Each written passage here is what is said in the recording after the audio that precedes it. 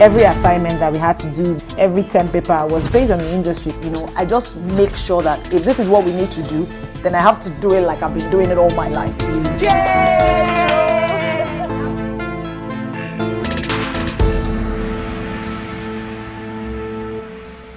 Hi, I'm Seyi Banigbe, and you're welcome to Binging with GameChangers. Here, we delve into the minds of people with celebrated careers and brands. So we're able to smash the sort of ceilings they've been able to smash and just basically do big things. Before we delve into our hot conversation today, how have you been? Well, I've been partying a lot lately, I'll be sincere. And I experienced something quite interesting at an event I was at recently.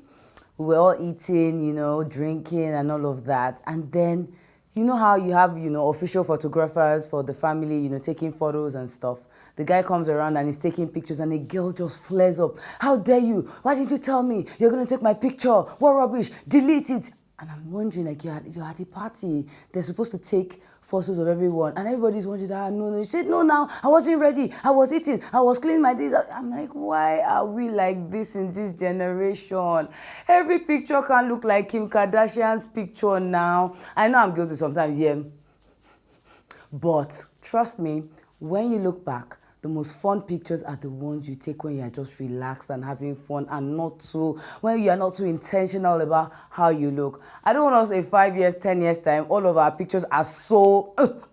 I think we should, gone at taking some pictures that, just exude happiness, life, joy. What do you think? Am I being, unrealistic about this? Hit me up on social media at the BWG Show on Facebook, Instagram, and Twitter. Let's talk about this. Are we too pout conscious in this generation, or is this something we should do for, is it always for the gram? Should we go after natural photos that exude love, peace, joy, and happiness?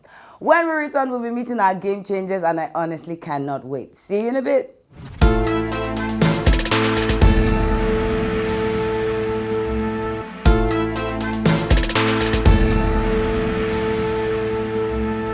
Welcome back to the show, guys. Our game changer is someone really special.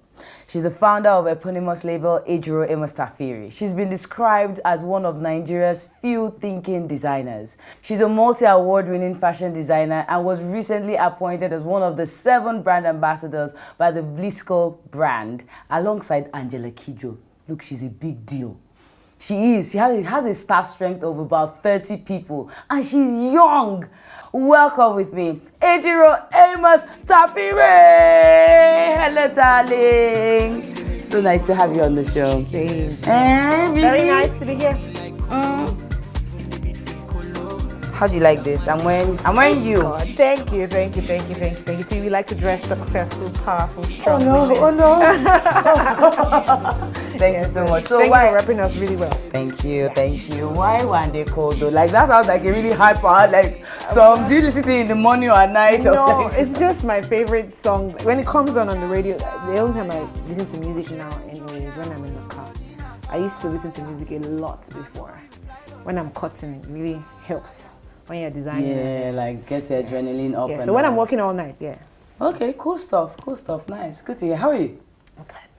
You look nice. Thank you. Fly. Thank you. I had to represent brand. Yes, no. Had to bring it today. Good. The norm, what I see around is people go to school, study some fancy course, and then leave and then say, okay, you know what, I want to start making clothes, and then they start making clothes. You didn't do that. You actually finished secondary school, missed your jam, made sure you either didn't write it or you failed it, and then made sure you wrote the poly jam, so you made sure you went to Yaba College of Technology, yeah. When I was looking through your profile, I said, I know a stubborn person when I see one. Yes, like when she sets her mind on something, she has to get it in. But it's a gift sometimes because because I can imagine at that age, how are you able to be so sure that this is it? I don't know, but I did really feel it deep within my. I don't know why I was that sure, because growing up, I had been told I was going to become a doctor, so I knew I was going to study medicine right from primary school, like right from primary 1, primary 2. I was very good at sciences and math, so it was just assumed. So whenever we had family gatherings, they always called me Dr. Dr. Ejiro. Yeah, Dr. Ejiro. So I just knew I was going to be a doctor. But then when I was in like primary 5, primary 6, we started doing like home economics and Greek and geography, and I found that I liked doing stuff with my hands a lot. Like, it didn't mean I would not rock in sciences. It just meant that I really had fun doing those things, building those planets and hanging them up in geography class, going to the farm for a Greek class, and then for clothing and textile, home economics, sitting down, sewing those little things. It was really cool. So fast forward to Queen's College, junior secondary went by really quickly. I had fun with everything. Then SS1, being a science student, obviously going on to become a medical doctor. My vocational subject was Greek, which is something I really like. But the teacher was pregnant and she wasn't teaching. And I just thought, this is supposed to be an easy A1. I can't come and be jacking for this one again. Like, I'm just going to go look for something else that I will have fun doing, and the A1 will just come. So I went to food and nutrition. Okay, food, that because I was female school, but it was very full. It was packed. I was in the girls only. Yes, okay. I've been in border since primary 1. Wow. Okay. So girls only school. Obviously, food and nuts was packed, no space. So I moved over to clothing and textile class, and there were just like 5 people there. So and Ejiro Amos Tafiri was one of them. Secondary school teachers, don't joke with those kids. See, we'll see. So I strolled in there and they're like, "What are you doing here? You're science." And I'm like, "I want to join the class." If you're not serious, we'll bounce you back to where you're coming from. Okay, I'm like, "That's fine." So we had an excursion that day to Yabatech, and that was the day that my life changed completely. What did you see? I don't know. And the picture of me that day is in the HOD's office. Oh, that the day of the day of that. Yeah, that day. Wow. I was just there staring. I just got lost, and I don't know why.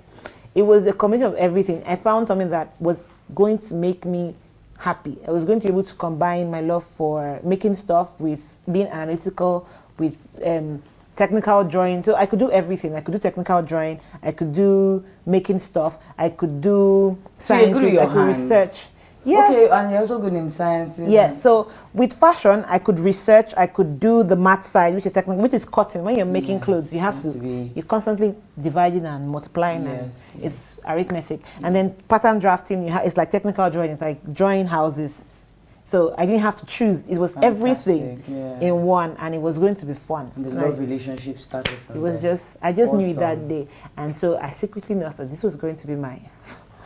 What do you think Yabatech gave you that just getting into fashion without getting such technical training, you wouldn't have gotten? What it gave me really was the opportunity to research the Nigerian industry before getting into it. So a lot of people, so that's the edge I have. It's not so much the technical skill. A lot of people that went to school abroad, they also got the same technical skill with all this pattern drafting, including construction. Some of them, even, most of the time, they had a better education than myself. Yeah, and exposure. But in terms of researching, I always researched the Nigerian market. Every assignment that we had to do based on merchandising and all of that, every term paper was based on the industry. So I knew what was making it fail. I knew what the issues were. I knew, okay, what amount of investment had to go in if I wanted to be this big business. So I was now able to look at myself, look at my strengths, and then recalibrate my journey into the industry and how I was going to make it. Beautiful. What's your favorite food? When we return though, hold that thought. Guys, we'll be finding out what makes Ejiro Amos Tafiri eat and just go to sleep. You'll be surprised. We'd love to know. You'll be surprised. See you in a bit.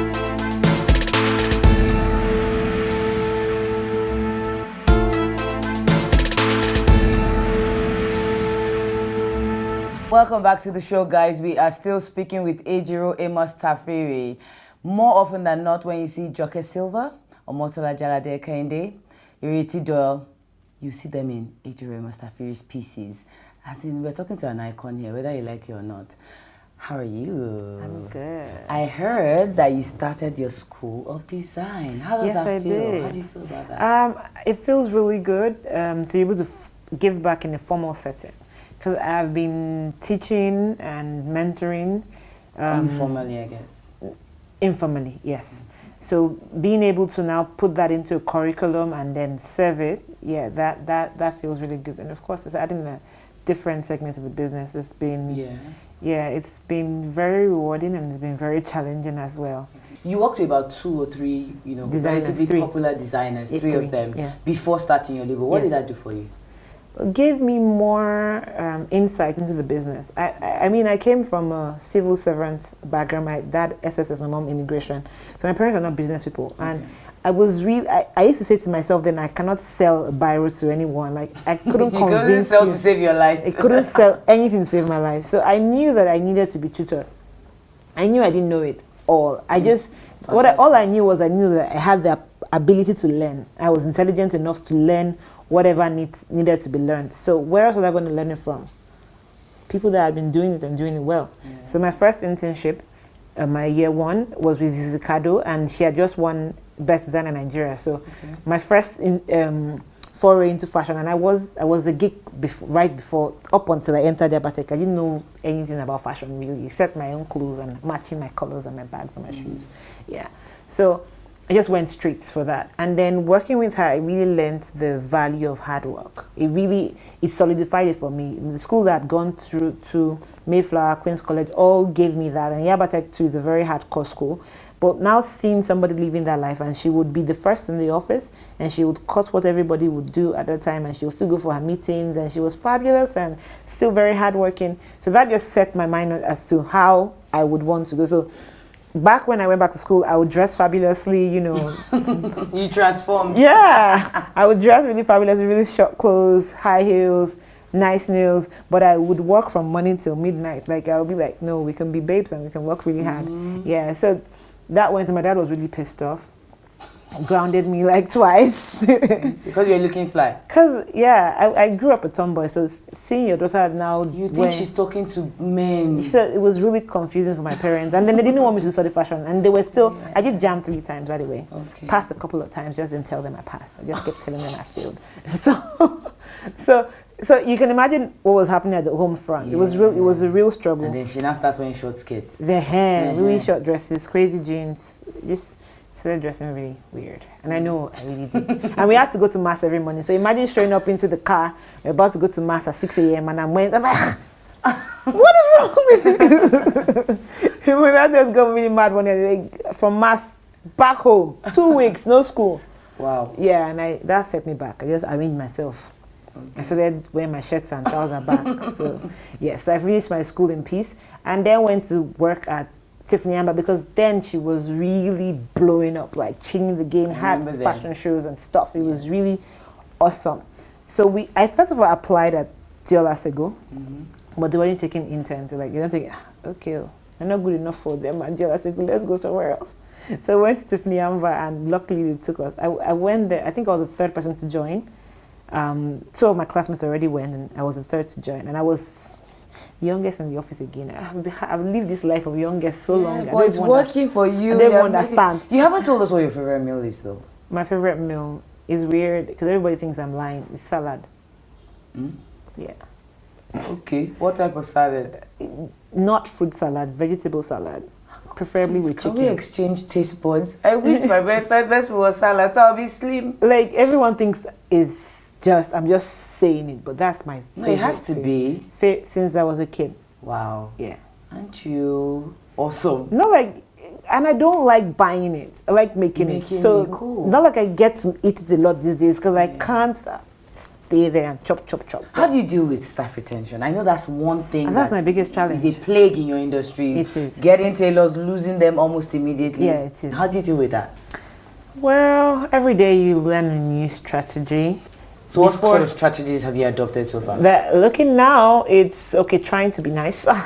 Oh no, Ejiro, did you just say that? Yes. Maybe, okay, they'll go elsewhere where, the problem is they think I'm too strict, a perfectionist, and I don't want to be. But it shows. I've got a couple of your pieces and I'm wearing one, and the finishing is thank you out of this world. I must tell you, for Nigerian designers, I think you take the cake. Thank you very much. So that's the problem. They don't want to go through that. But I'm like, it's this way or no other way. I don't care what every other person has told you, how fabulous you are. Yes, you're fabulous, but you can become the very best. The white people, Caucasians, Chinese, they don't have 2 heads. So you can do as good. So I'm not going to back down, but I'm finding new ways to speak. I know what you issue, yes, right? so I also hired the manager to be go-between. My mom Very now good. works with me to make them feel like They're we're important. sisters. Yes, because I'm not really people. You're not a people person. No, not really. Okay. So Yeah, I think that's really important. Like I run a cleaning business as well, and what has helped me retain staff, I'm saying, because what I find is, I think the problem is the way we think, that's, you know, the business starters and all of that, and the graduates MBA is different from the way they think. And you know, so you are analyzing the problem from A, they are seeing it from Z. What I find is hiring someone that can sort of speak their language and speak mine has helped reduce. Because some things that when they just do it, I just say, you know what, you're fired.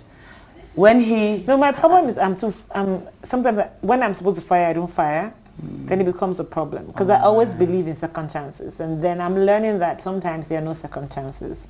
Yeah, so it's just being there, really. Thank you But my mom being there helps. Okay. But sometimes I get really frustrated. Like, they can't do that. The hardest thing to manage is human beings. Sweetheart, I'm sure you're doing a great job, and I know you'll do even better. Thank you for changing the game in Nigeria's fashion industry. It's heartwarming to see a Nigerian made piece that can stand side by side with the Whistles, the Zaras, in fact better than some of my Zaras, and I think that's awesome. Thank you. Thank you so much. Thank you for coming on the show. Thank you for saying that. It really gladdens my heart. But it's the truth. It's the truth. It's been amazing chatting with Ejiro, and I got to sort of feel what goes through her mind and her. It's not easy, guys, but she's doing it, and that's why she's a game changer. I think doing business in Nigeria is generally, it's not for the faint-hearted. And when you find someone doing it and then doing it big, we respect you, we bring you here, and we want to learn from you so that all of us can learn and then do big things just like them. When we return, we'll be meeting our corporate game changer for today. See you in a bit.